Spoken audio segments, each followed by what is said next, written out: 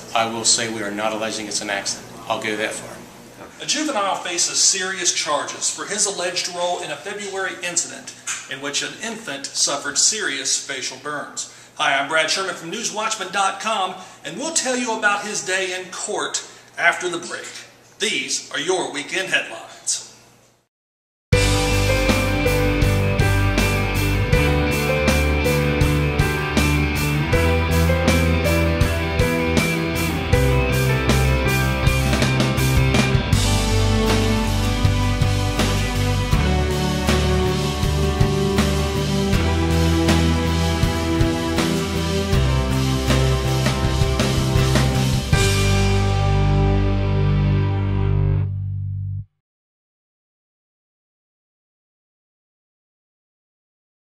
When a person learns that they have cancer, it's overwhelming. Their life changes. I volunteer because of cancer in my own family. My brother had cancer, and I just want to give back what I saw done for members in my own family. SOMC Cancer Center has some advantages that I think you won't find other places. It's all here under one roof. The patients come in and out with smiles on their face. It's being done right here in our own little town of Portsmouth. The SOMC Cancer Center. Very good things are happening here.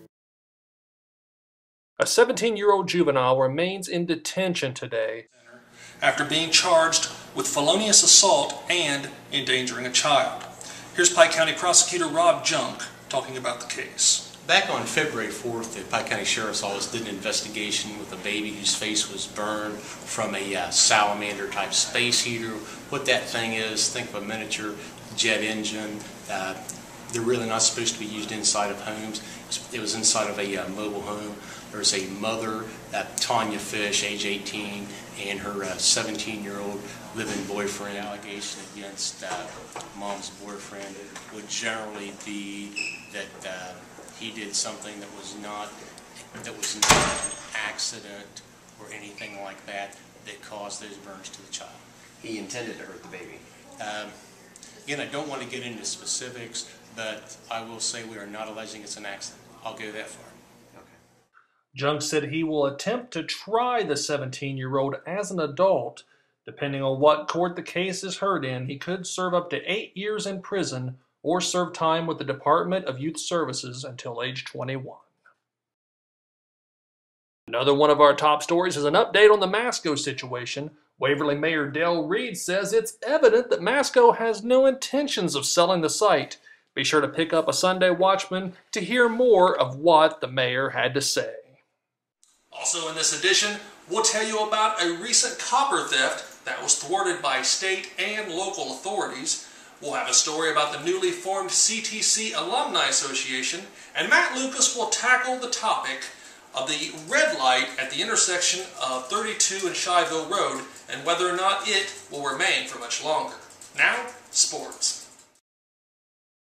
Congratulations go out to the Eastern Eagles who punched their ticket to the Convo with a victory over the Waterford Wildcats. We'll have all the details on that one, as well as Waverly's district semifinal game versus Warren.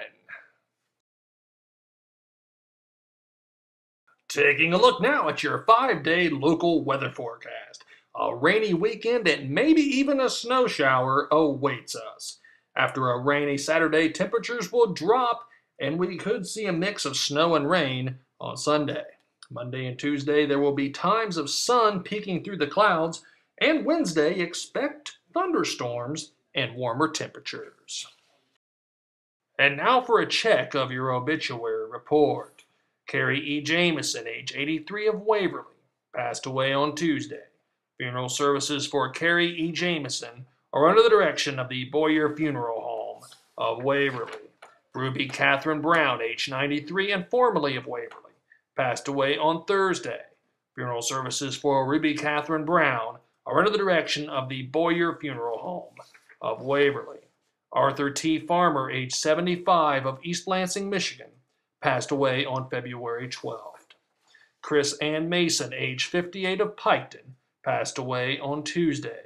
Funeral services for Chris Ann Mason are under the direction of the Hal Wheeler Boyer Hornback Funeral Home of Piketon. For more information on these obituaries, including funeral times and calling hours, Check out page 3 of your Sunday paper or log on to newswatchman.com. All these stories and so much more, all in the Sunday edition of your Pike County News Watchman. Now don't forget the new webisodes of headlines hit the web each Tuesday and Friday afternoons, so be sure to look for them then.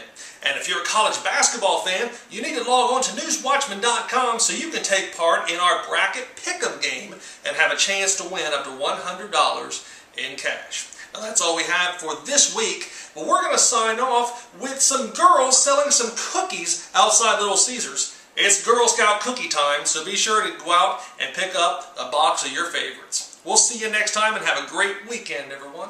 Thank you. Thank you.